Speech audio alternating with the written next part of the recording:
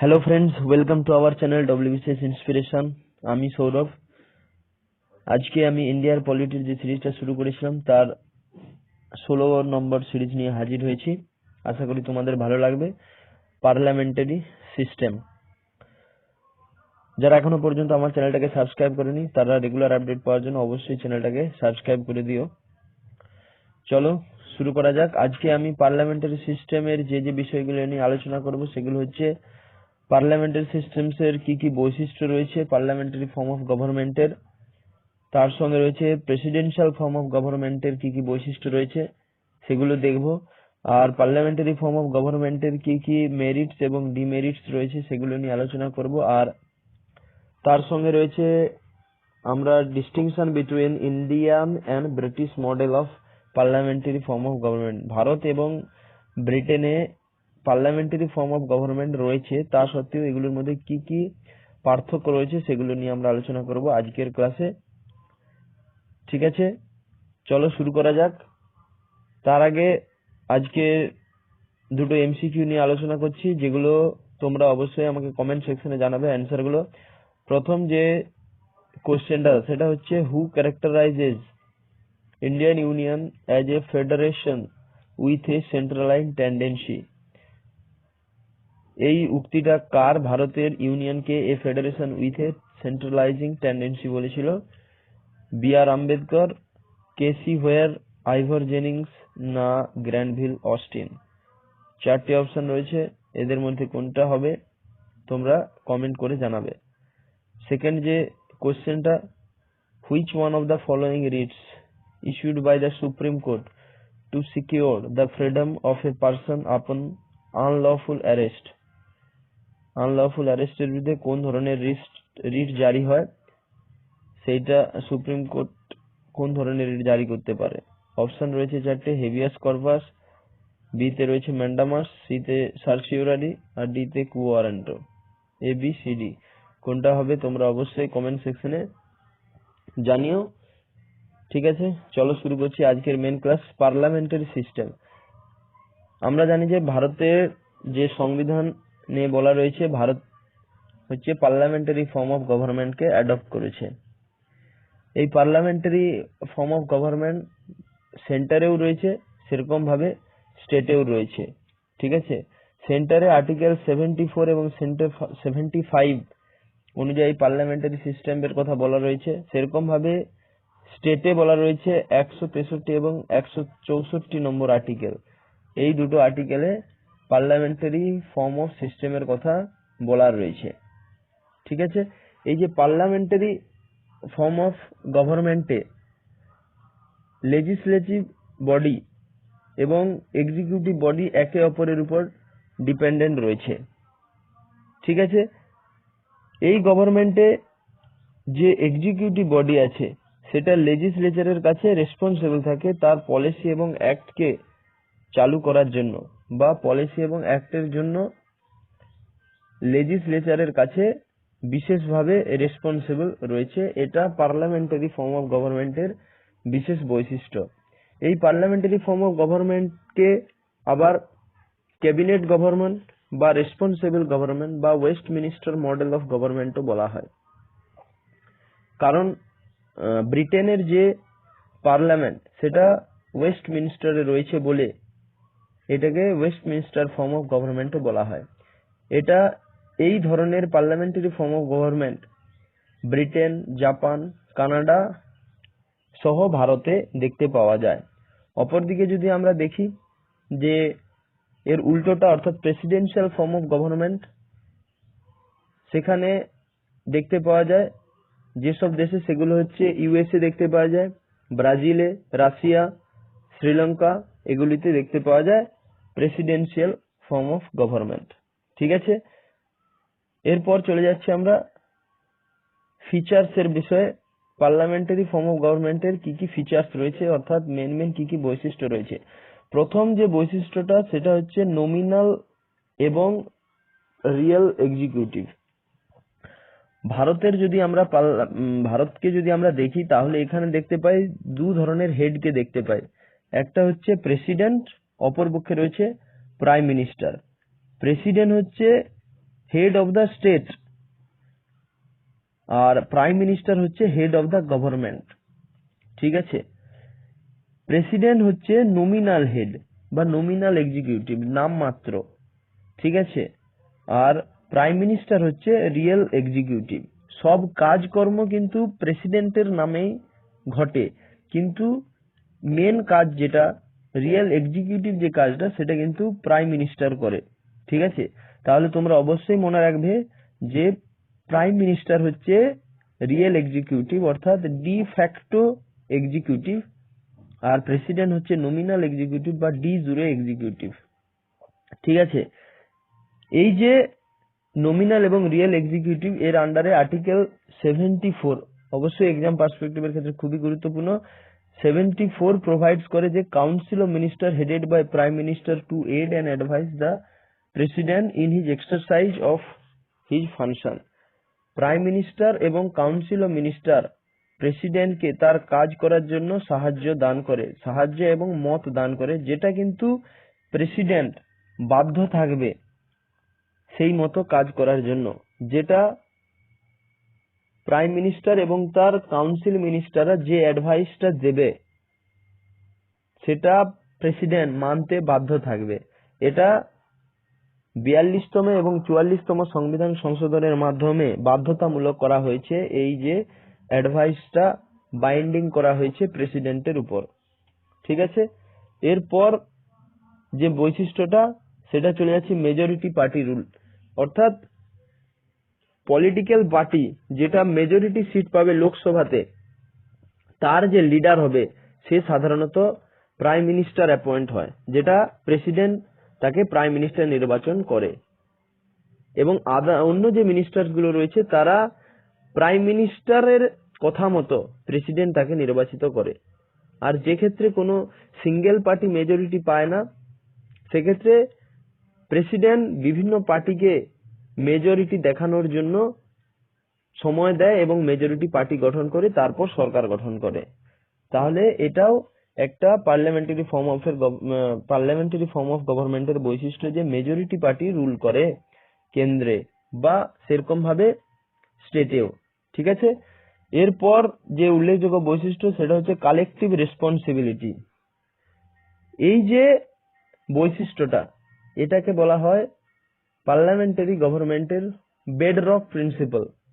ঠিক আছে, যে কাউন্সিল অফ মিনিস্টার্স আছে তারা কালেকটিভলি রেসপন্সিবল থাকে পার্লামেন্টের কাছে, স্পেশালি লোকসভার কাছে।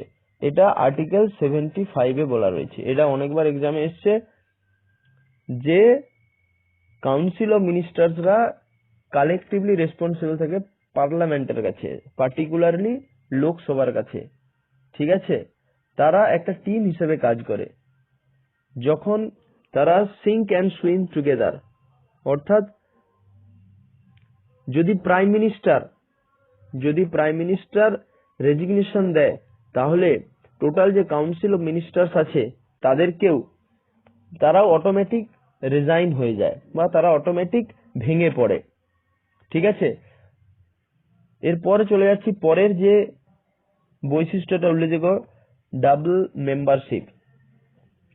বলছি যে মিনিস্টাররা লেজিসলেচার এবং এক্সিকিউটিভ একই সঙ্গে দুটোর মেম্বার থাকে। যে মিনিস্টাররা হয় তারা লেজিসলেচার এবং এক্সিকিউটিভ দুটোর একসঙ্গে মেম্বার থাকে। ঠিক আছে, কোনো একজন ব্যক্তি সে মিনিস্টার ছাড়া মেম্বার হতে পারবে না, মেম্বার ছাড়া মিনিস্টার হতে পারবে না। ঠিক উল্টোটা, কোনো একজন ব্যক্তি পার্লামেন্টের মেম্বার ছাড়া কিন্তু মিনিস্টার হতে পারবে না। ঠিক আছে, আর একটা ইম্পর্টেন্ট কথা, যদি কোনো পার্লামেন্টের মেম্বার যদি 6 মাস অনুপস্থিত থাকে তাহলে সে মিনিস্টার পদ থেকে তাকে বঞ্চিত করা হবে। কোনো পার্লামেন্টের মেম্বার যদি 6 মাস অনুপস্থিত থাকে কোনো কারণ ছাড়াই বা সঠিক কারণ ছাড়া, তাহলে তাকে তার মিনিস্টার পদ থেকে বঞ্চিত করা হবে। এরপরের যে বৈশিষ্ট্যটা, leadership of the prime minister. অবশ্যই প্রাইম মিনিস্টার নির্বাচিত করা হয়, যে মেজরিটি পার্টির হেড হয় তাকে প্রাইম মিনিস্টার নির্বাচিত করা হয়। এটার মানে এই নয় শুধুমাত্র লোকসভা থেকেই নির্বাচন করা হয়, অনেক ক্ষেত্রে রাজ্যসভারও অনেক মেম্বার রয়েছে যারা প্রাইম মিনিস্টার নির্বাচিত হয়েছিল বা চুজ হয়েছিল। এরপর ডিসসলিউশন অফ দ্য লোয়ার হাউস, সময়ে সময়ে প্রেসিডেন্ট প্রাইম মিনিস্টারের কথা মতো বা রেকমেন্ডেশনে লোকসভাকে টাইমের আগে ভেঙে দিতেও পারে। ঠিক আছে, এইগুলো পার্লামেন্টারি ফর্ম অফ গভর্নমেন্টের মেন বৈশিষ্ট্য। তার মধ্যে এই আর্টিকেল 74 এবং 75 এগুলো ভালো করে মনে রাখবে। এরপর চলে যাচ্ছি features of the presidential form of গভর্নমেন্টের। এই যে প্রেসিডেন্সিয়াল ফর্ম অফ গভর্নমেন্ট যেটা মেনলি আমরা ইউএসএ তে দেখতে পাই, সেখানের কিছু বৈশিষ্ট্য রয়েছে। ভারতের যেমন প্রেসিডেন্ট হচ্ছে শুধুমাত্র হেড অফ দ্য স্টেট, কিন্তু আমেরিকাতে প্রেসিডেন্ট হচ্ছে both head of the state এবং হেড অফ দ্য গভর্নমেন্ট। ঠিক আছে, এরপরে বৈশিষ্ট্য, প্রেসিডেন্ট নির্বাচনের জন্য একটা স্পেশাল ইলেকটোরাল কলেজ গঠন হয় এবং তারপর প্রেসিডেন্ট নির্বাচন হয়ে গেলে তার একটা ফিক্সড টেনিওর থাকে 4 বছর। তাকে সেই 4 বছরের আগে কোনো রকম রিমুভ করা যায় না, শুধুমাত্র ইমপিচমেন্টের মাধ্যমে ছাড়া কোনো রকমে তাকে 4 বছরের আগে তাকে সরানো যায় না, সেটা তার ফিক্সড টেনিওর। আর প্রেসিডেন্ট তার একটা স্পেশাল ক্যাবিনেটের মাধ্যমে, যেটাকে কিচেন ক্যাবিনেট বলা হয়, সরকার চালায়। ঠিক আছে, এটা একটা অ্যাডভাইজারি বডি যেটা কিছু সেক্রেটারির মাধ্যমে গঠন করা হয়, যার মাধ্যমে সরকার চালানো হয়, যেটা প্রেসিডেন্টকে তারা হেল্প করে। এটাকে স্মলার বডি বা ক্যাবিনেট বা কিচেন ক্যাবিনেটও বলা হয়।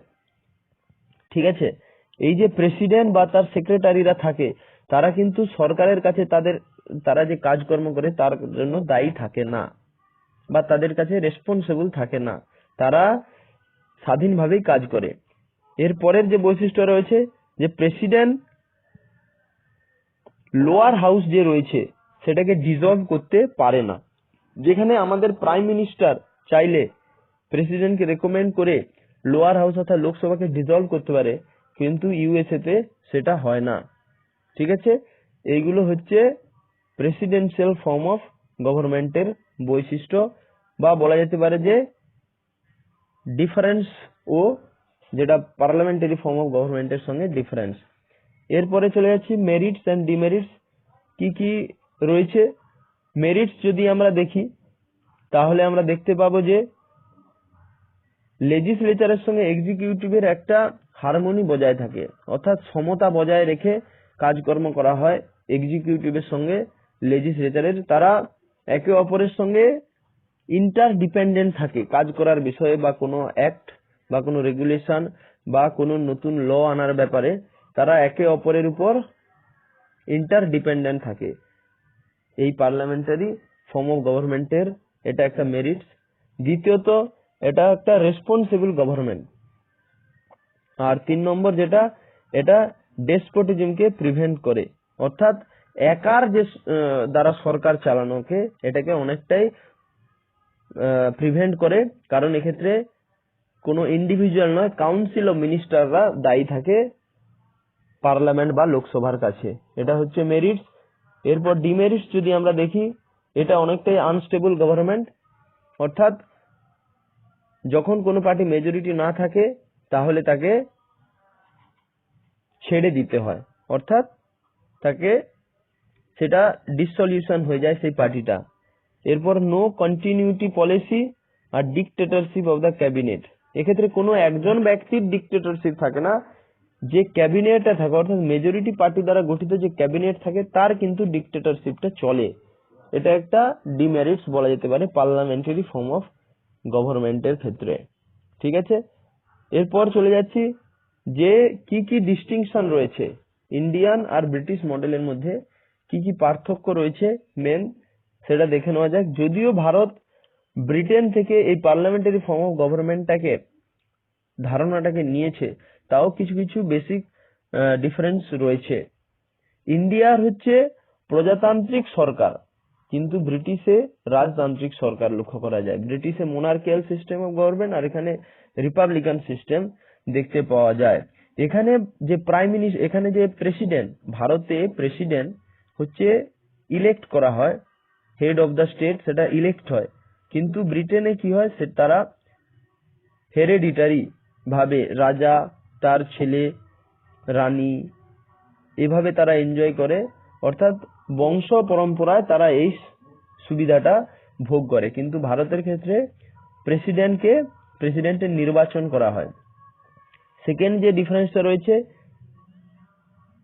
ভারতের ক্ষেত্রে ব্রিটেনের ক্ষেত্রে যে প্রাইম মিনিস্টার হবে তাকে অবশ্যই লোয়ার হাউস অফ পার্লামেন্টের মেম্বার হতে হবে, কিন্তু ভারতের প্রাইম মিনিস্টার হতে গেলে যে কোনো হাউসের মেম্বার হলেই চলবে, অর্থাৎ লোয়ার হাউস।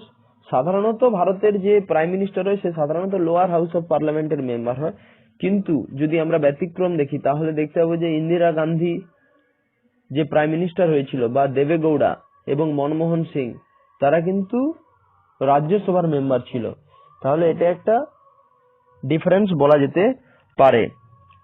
অপরদিকে যে ব্রিটিশ সিস্টেম ছিল সেটা কিন্তু ডক্ট্রিন অফ সোভারনিটি অফ পার্লামেন্ট, অর্থাৎ পার্লামেন্ট যেটা বলবে বা যেটা করবে সেটাই হচ্ছে সুপ্রিম, কিন্তু ভারতের ক্ষেত্রে সেটা নয়। ভারতের ক্ষেত্রে পার্লামেন্ট যা বলবে সেটাই সুপ্রিম নয়। ঠিক আছে, এর পরের যে স্পেশাল বৈশিষ্ট্যটা রয়েছে ব্রিটেনের ক্ষেত্রে, শ্যাডো ক্যাবিনেট, সেটা একটা ইউনিক ইনস্টিটিউশন যেটা শুধুমাত্র ব্রিটেনে দেখতে পাওয়া যায়, যেটা অপোজিশন পার্টিরা ফর্ম করে একটা ব্যালেন্স বজায় রাখার জন্য। অপোজিশন পার্টি যেটা ফর্ম করে একটা ছোট ক্যাবিনেট, যেটা মেজরিটি পার্টির যে রুল করছে, গভর্নমেন্টটা যে রুল করছে তার সঙ্গে সমতা বজায় রাখার জন্য অপোজিশন পার্টিরা একটা ছোট ক্যাবিনেট গঠন করে, যার মাধ্যমে এর যে মেম্বাররা রয়েছে তারা ফিউচারে যে মিনিস্ট্রিয়াল অফিস সম্পর্কে ওয়াকিবহাল হয় এবং কিভাবে কাজ করতে হবে সে সম্পর্কেও সচেতন হয়। কিন্তু ভারতে এইরকম কোনো ইনস্টিটিউশন বা শ্যাডো ক্যাবিনেট এর ব্যবস্থা নেই। এগুলো হচ্ছে বেসিক ডিফারেন্স যেগুলো ইন্ডিয়া আর ব্রিটিশ মডেলের মধ্যে। ঠিক আছে, তো এই ছিল আজকে ছোট্ট class parliamentary system of government. আশা করি তোমাদের ভালো লাগলো, এবং যদি ভালো লেগে থাকে তাহলে অবশ্যই চ্যানেলটাকে সাবস্ক্রাইব এবং লাইক করবে, এবং এই ভিডিওটার পিডিএফ ফাইল পাওয়ার জন্য অবশ্যই telegram channel WBCS inspiration join করতে পারো। Thank you.